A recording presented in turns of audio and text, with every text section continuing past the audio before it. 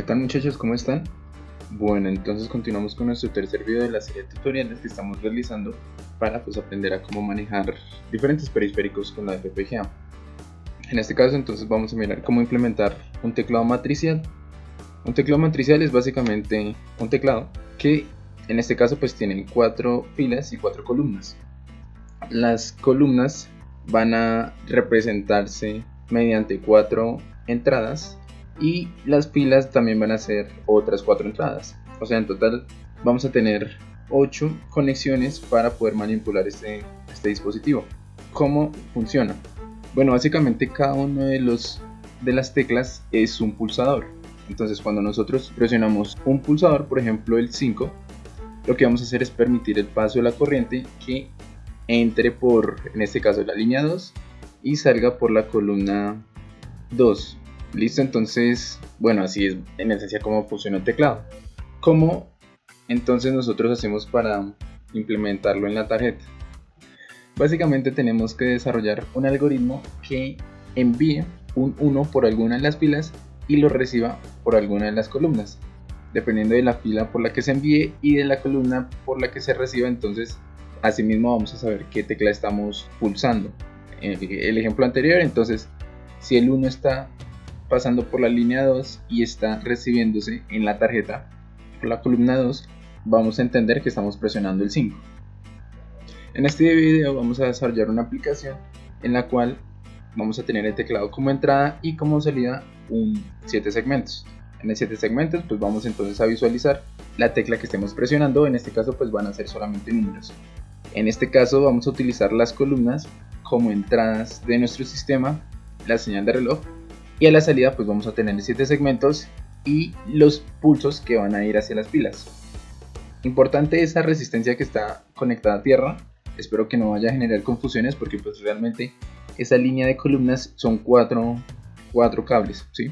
Entonces la idea es que cada uno de esos cables esté conectado a tierra. ¿Y por qué es importante hacer eso? ¿Qué pasa si nosotros no estamos presionando una tecla que estamos recibiendo a la entrada del sistema? Pues estaría en circuito abierto. Entonces la tierra lo que hace es asegurarse de que en caso de que nos esté enviando un 1, pues se envía un 0. Listo, entonces cada una de las columnas va a ir conectado a una tierra y pues ese va a ser el punto de conexión a la entrada de la FPGA. Bueno, vamos a mirar entonces qué es lo que necesitamos dentro de nuestro sistema para lograr lo que queremos hacer. Entonces lo primero es tener un decodificador pues de 7 segmentos para que el número pues, que tengamos, en este caso si presionamos el 1, entonces vamos a tener 0001, va a entrar en nuestro decodificador y lo vamos a visualizar como un 7 segmentos. La otra salida es filas. ¿Qué necesitamos en filas? Necesitamos un registro de desplazamiento. Entonces la idea es que este registro de desplazamiento tenga 1 en una de sus posiciones, 0 en las demás, y con cada flanco de reloj vamos a ir corriendo ese 1. Entonces ese va a ser el bit que va a barrer las filas en nuestro teclado. Sin embargo, pues bueno, hacer ese recorrido necesita una señal de reloj que no puede ser la de la tarjeta. Por lo tanto, vamos a necesitar un divisor de frecuencia para dividir esa frecuencia en una tal que pues nos permita hacer ese barrido de forma más óptima. Ahora, con respecto a las entradas, pues tenemos los pulsadores, es decir que vamos a necesitar un antirrebote para precisamente que no haya problemas de rebote y mitigue el problema de ruido también. Entonces a la salida del registro vamos a tener una cierta combinación que va a tener un 1 en alguna de las columnas. A la salida del antirrebote pues vamos a tener las 4 entradas limpias, y luego entonces dependiendo de esas dos combinaciones vamos a tener un bloque en el que vamos a seleccionar el valor. Eso sería entonces lo que entraría al decodificador, pero también tenemos que tener algo en cuenta, y es que cuando nosotros soltemos el pulsador, la idea es que ese valor se guarde, se conserve. Vamos a necesitar entonces un bloque que haga de memoria, y pues básicamente entonces estas serían las conexiones que tendríamos. El registro y el antirrebote irían al bloque de memoria. Luego entonces que tenemos el número almacenado, mediante un bloque selector pues vamos a seleccionar el número para enviarlo al decodificador pues de 7 segmentos. Es la salida de nuestro sistema. Listo, entonces vamos a mirar cómo hacer esto en VHDL.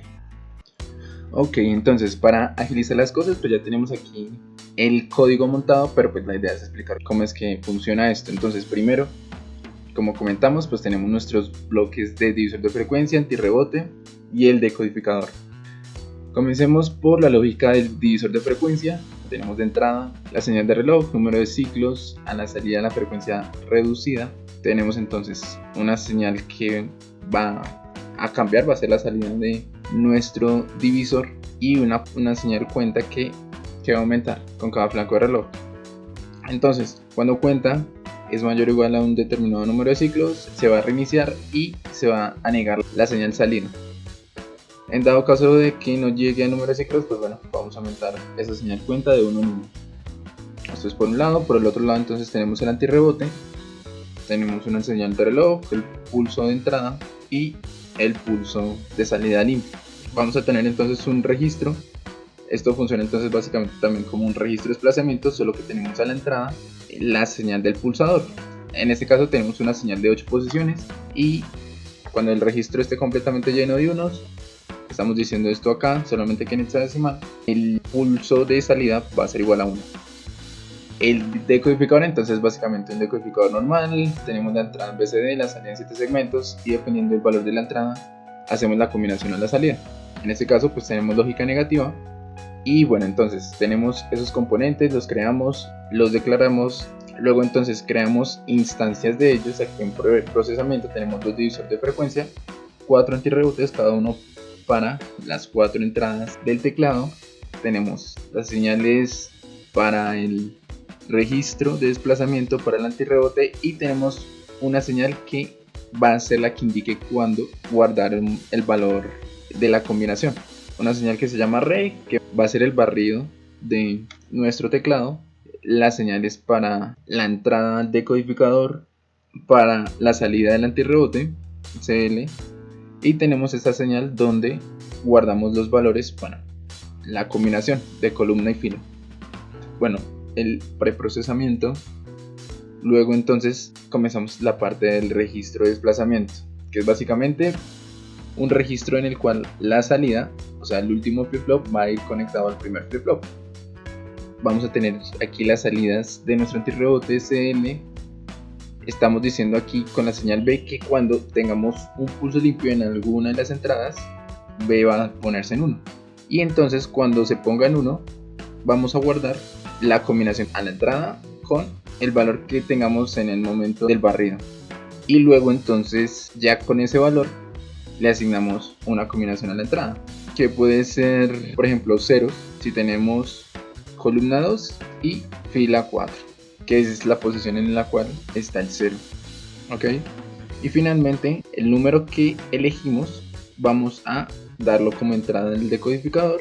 A la salida del decodificador pues será la salida de nuestro sistema, y prendemos, esto es para prender uno de los 7 segmentos, y pues también tenemos a la salida unos pines para el registro para las pilas, ¿sí? La salida del registro de desplazamiento. Unas cosas aquí que podemos observar es que aquí en la columna nosotros estamos definiendo, bueno, concatenando la columna normal sin el pulso limpio con el registro. ¿Por qué hacemos eso? Porque si lo hacemos con el pulso limpio o el registro limpio, va a generar problemas. La ventaja que ofrece hacerlo con la señal de entrada es que esta señal tiene un retraso con respecto a CL. Entonces no hay conflictos aquí de programación. Bueno, vamos a mirar entonces, damos análisis y síntesis, vamos a la asignación de pines, y tenemos entonces como entrada los pines 43, 46, 50, 51, la señal de reloj en el pin 23. A la salida entonces tenemos los pines 30, 32, 34 y 39 para los 7 segmentos 27, 25, 24, 21, 120, 119. El pin para encender, en este caso el bit 0, sería el 128, y quedaría solamente cargar el programa en la tarjeta. Ok, entonces aquí estamos con nuestra tarjeta. Vemos que tenemos entonces un 7 segmentos prendido. Por aquí tenemos las conexiones de los pines. Está la salida entonces 43, 46, 50, 51. Si recuerdan el diagrama que les compartí, la tierra nosotros la sacamos de la tarjeta. Entonces aquí tenemos nuestras resistencias, tenemos las filas, van aquí a las 4 primeras conexiones del teclado. Estas otras 4 entonces van a ser las salidas de nuestra tarjeta, que tenemos entonces aquí los pines 30, 32, 34, 39 si se puede ver bien. Y pues bueno, aquí tenemos entonces nuestro teclado. Entonces vamos a presionar, vamos a mirarlo funcionando. 1, 4, 6. Bueno, aquí se apaga porque no tiene ninguna función. 8, 0, 9.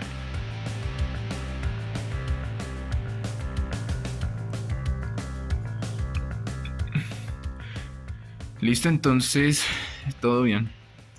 Aquí lo más importante es no confundirse con las conexiones, porque pues puede suceder. En dado caso de que tengan problemas con esto, es recomendable que pues hagan pruebas con el algoritmo y pues miren, prueben los pulsadores en la tarjeta. Podrían, por ejemplo, asignar uno de estos LEDs para mirar cuál es la entrada y cuál es la salida que están recibiendo y pues ir haciendo pruebas en dado caso de que estén ahí teniendo conflicto con las conexiones.